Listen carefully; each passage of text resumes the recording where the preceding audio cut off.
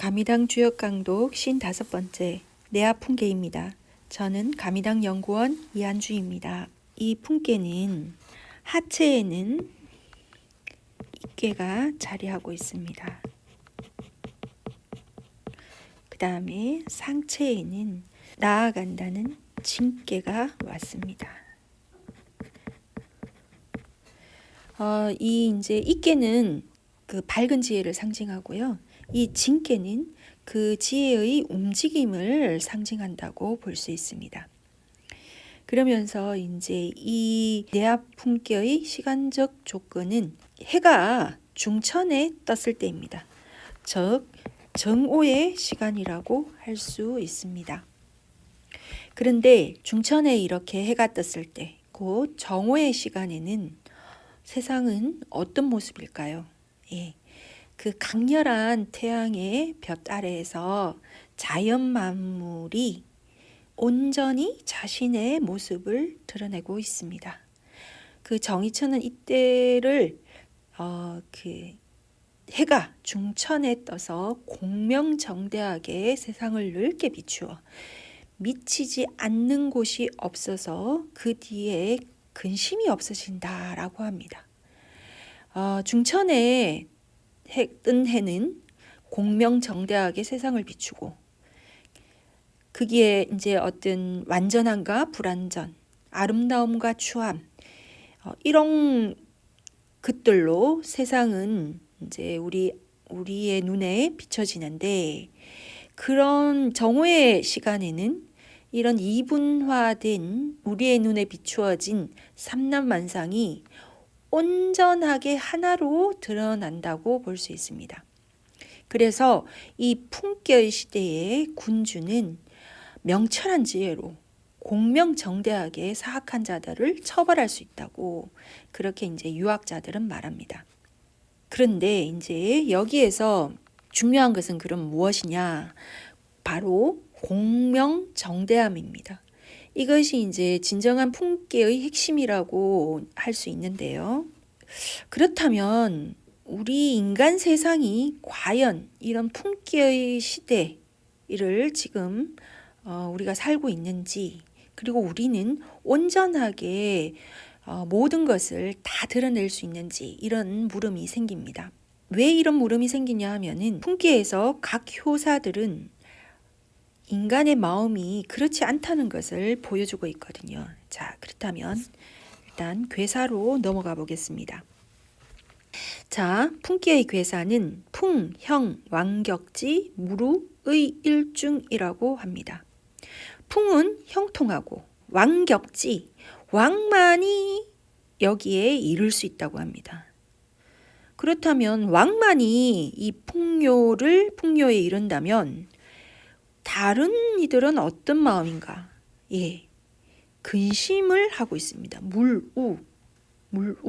그러니까 근심을 하고 있어요. 그래서 근심을 하지 않으려면, 그것이 근심을 하지 않으려면 물우의 일중이라고 합니다. 마땅히 해가 중천에 뜬 듯이 해야 한다. 이것이 괴사입니다. 자, 풍요의 시대는 성대하고 그 다음에 형통하다고 했는데요. 근심이 일어날 수 있다는 것을 또 전제로 하고 있습니다.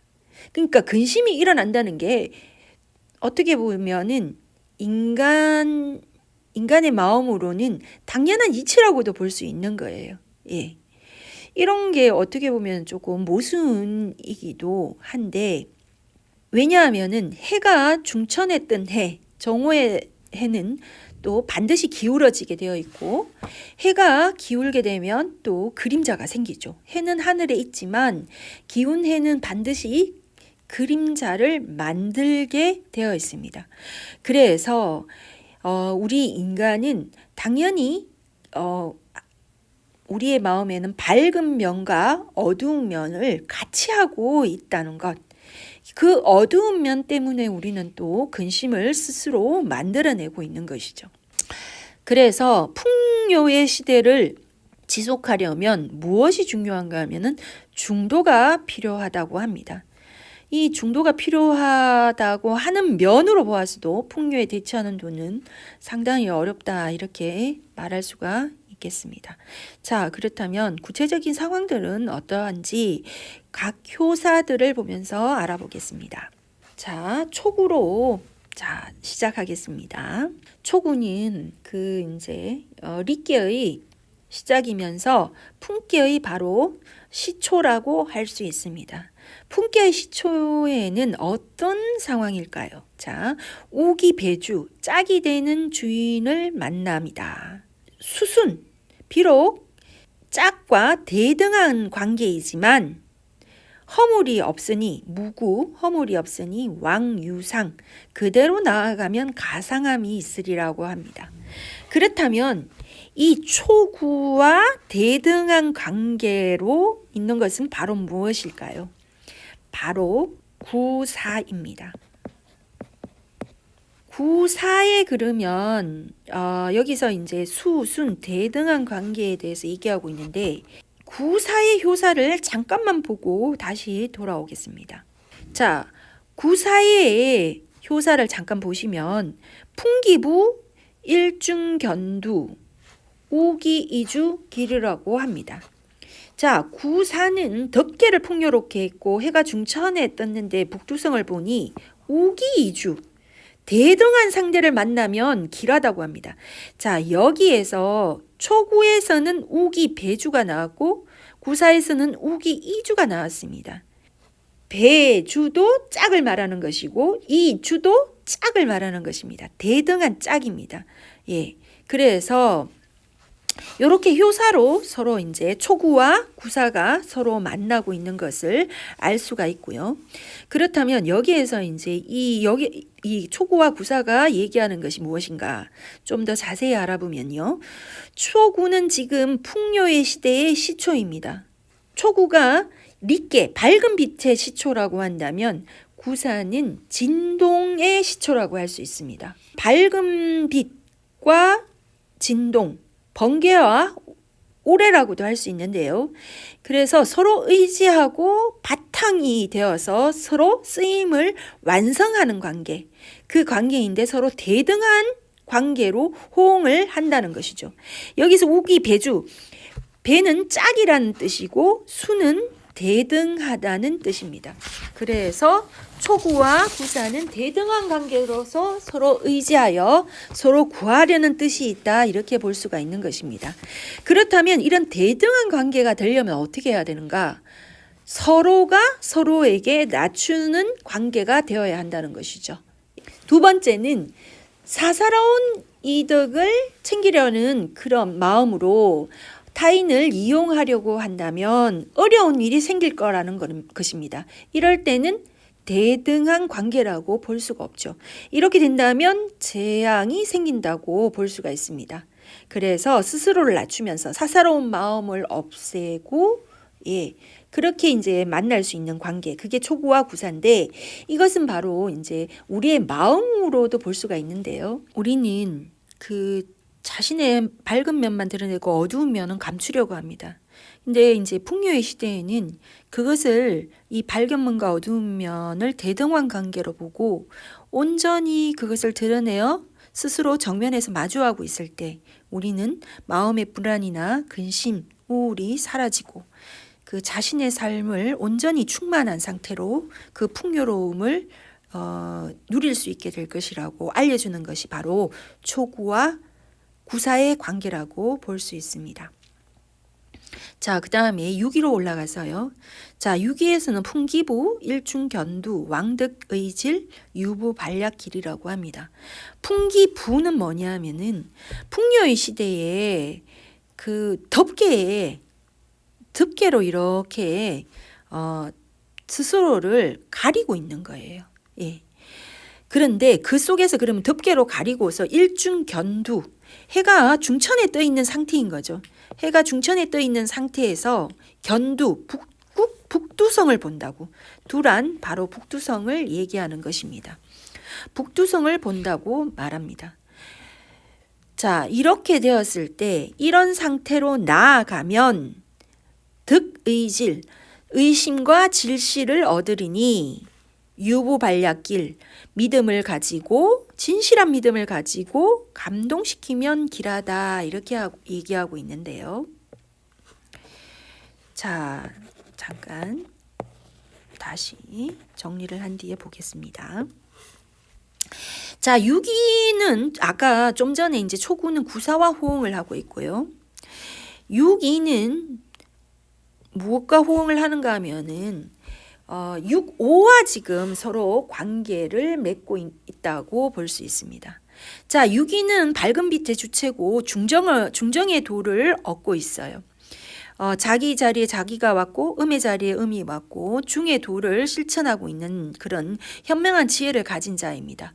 그런데 이 풍의 시대에 해가 중천에 떴는데도 북두성을 본다고 하는 것은 바로 625와 6,5효의 관계에서 이 6,5가 군주의 자리인데 6,5가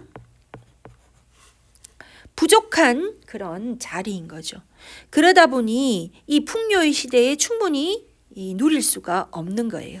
그러다 보니 이제 북두성을 볼 수밖에 없게 된 것이죠. 이것을 덮개로 가린다고 이렇게 얘기하고 있습니다. 자, 그런데 왜 하필이면 북두성인가? 북두성은 바로 음에 속하는 그런 별입니다. 그러다 보니 이제 여기에서 이제 그 6위가 6,5와 호응하는 관계를 이로써 드러낸다고 볼 수 있습니다. 이렇게 되었을 때 나아간다면, 이런 상태로 나아간다면 그 어리석인 군주에게 가서 정치하기를 구하는 것과 같고, 그러면 이렇게 되었을 때 의심과 질투를 받게 되는 상황이 벌어질 수 있다는 것을 득의실로 표현하고 있습니다. 하지만 이것을 이제 헤쳐갈 방법을 알려주는 게 유부반략길이에요. 지극한 정성으로, 지극한 믿음과 정성으로 유부반략, 그 군주의 뜻과 의도를 감동시키는 방법이 있다는 거죠. 예. 이게 바로 이렇게 했을 때 길하다고 하는 건데, 자, 6,2가 그러면 우리에게 알려주는 것은 무엇인가? 스스로에게도 우리가 이렇게 할 수 있다는 것입니다. 그러니까 우리도 이렇게 이제 이 충만함과 풍요의 시대를 누릴 수 있는데, 우리가 스스로의 덮개 속에서 어떤 북두성을 찾고 있는 것이 아닌가? 이럴 때 우리가 헤쳐갈 방법은 무엇인가? 예. 유부반략하는 시간. 그러니까 스스로를 믿고 정성을 다하여 스스로를 공감할 수 있는 시간이 필요하다는 것입니다. 이렇게 했을 때 우리는 길해질 수 있다는 것을 6,2가 알려주고 있습니다. 네. 그 다음에 자 9.3으로 올라가겠습니다. 9.3에서 풍기패는 휘장을 말합니다.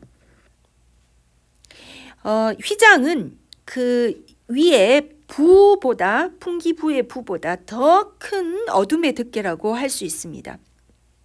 9.3 같은 경우에는 밝은 빛을 상징하는 이끼의 가장 윗자리예요. 그죠? 가장 윗자리에 있습니다.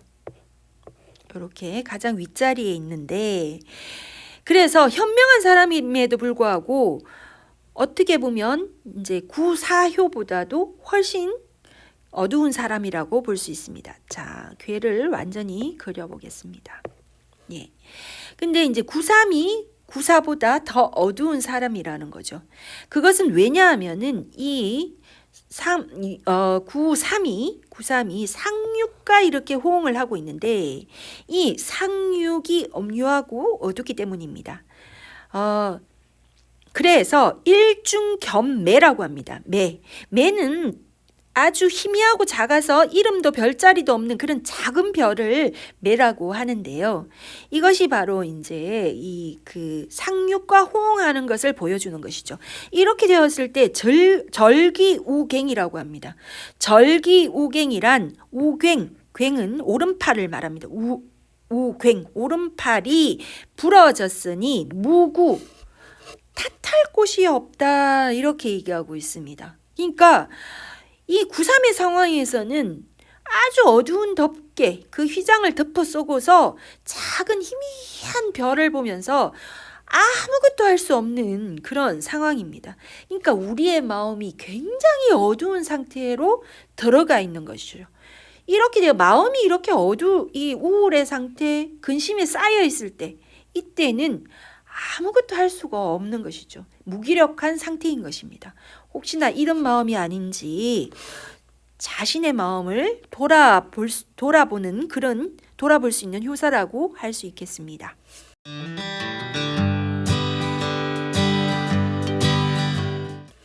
자, 그러면 상체로 올라가서요. 구사는 풍기부. 자, 다시 부라고 합니다. 부는 일중견두 우기이주 길입니다. 자, 구사는 좀 전에 이제 초구를 할 때 미리 말씀드렸는데요. 초구와 구사는 서로 대등한 관계라고 했죠. 예, 대등한 관계에서 이 어둠에 덮개 불을 덮어 쏘고 북두성을 볼 수 있지만 초구와 구사는 서로 대등한 관계로서 서로 연대를 할 수 있는 관계입니다. 그렇기 때문에 하체와 상체, 하괴와 상괴에서 서로 이렇게 연대를 해서 이 풍요의 시대의 덮개를 걷어낼 수 있는 연대하는 사람들이다. 이렇게 구사를 볼 수 있습니다. 그렇기 때문에 구사는 풍요의 시대에서 길할 수 있는 자리입니다. 예. 혹시나 마음이 우울하시다면 이런 대등한 관계로 연대할 수 있는 그런 친구들을 한번 가져보시면 도반들을 만나보시는 방법이 있지 않을까 한번 권해봅니다. 자, 6호로 올라가겠습니다. 6호는 내장유경의 길입니다. 자, 6호는 군주의 자리죠. 근데 6호는 좀 전에 이제 6이와 호응을 한다고 했는데요. 자, 6위의 자리에서는 6호는 유약하고 음흉한 군주이지만 6호에서 볼 때 또 관계들은 새롭게 달라집니다. 내장유경의 길, 아름답고 훌륭한 인재를 오게 하면 경사와 영예가 있어 길하다고 합니다. 그러니까 6호 자체는 음흉한 자질의 어떤 군주이지만 이 풍요의 시대에 주인이기도 합니다. 예. 이게 참 어떻게 보면 이 이제 그 주역에서 효사들의 관계가 참 재밌는 것을 여기서 볼 수가 있는데 본인은 그러하지만 이 자리에 있을 때 이 유고는 현명하고 아름다운 재능들을 가진 사람들을 등용할 수 있는 그런 군주예요. 그런 복과 경사와 영예가 있는 자리라고 할 수 있는 거죠. 그래서 특히 이제 6이 같은 경우에는 스스로를 믿고 감동시키는 정성을 다하는 그런 자리잖아요. 이런 6이와 호응을 할 수 있을 때 6호가 그와 아래 위에 있는 초구 93, 94가 모두 연대를 해서 6호에게 6호와 함께 한다는 것이죠. 이랬을 때 또한 이 어둠의 덮개를 벗겨내고 이 밝은 지혜의 빛을 맞이할 수가 있는 것임을 6호는 알려주고 있습니다. 자, 상육으로 올라가겠습니다. 상육은 풍기옥입니다. 자, 풍기옥은 집을 말하는 거예요. 가옥할 때 옥이에요. 집이 이제 이렇게 그 풍요의 시대에 그 집에 부기가 덮개가 덮여 있어요. 자, 집이란 무엇입니까? 나의 영역인 거죠. 나의 영역. 나의 영역을 덮개로 덮어 놓았어요. 근데 이제 사람들이 규가 이렇게 엿보는 거예요. 엿별구자예요. 그 집을 엿보니까 격기무인 사람이 한 명도 없어요. 예, 격자가 이게 적막하다는 뜻이거든요. 사람이 한 명도 없고 고요하고 적막한 거예요. 근데 그 상태가 3세 부적흉 3년이 지나도록 계속 되기 때문에 흉하다. 사람을 볼 수 없다. 이게 이제 부적이거든요. 이런 상태라는 거죠. 상육이. 자, 아무리 좋은 고대 광실 부잣집이라 하더라도 어둠의 덮개로 이렇게 탁 덮였습니다. 그 집에 어느 누가 오고 싶겠습니까? 흉가가 될 일이 당연한 이치입니다. 자, 좋은 집을 지었으면 거기에 이제 사람들을 많이 오게 하는 것이 이 인지상정인데, 이러한 마음이 되었다는 것, 이것은 바로 풍요의 시대의 극치라고 할 수 있습니다.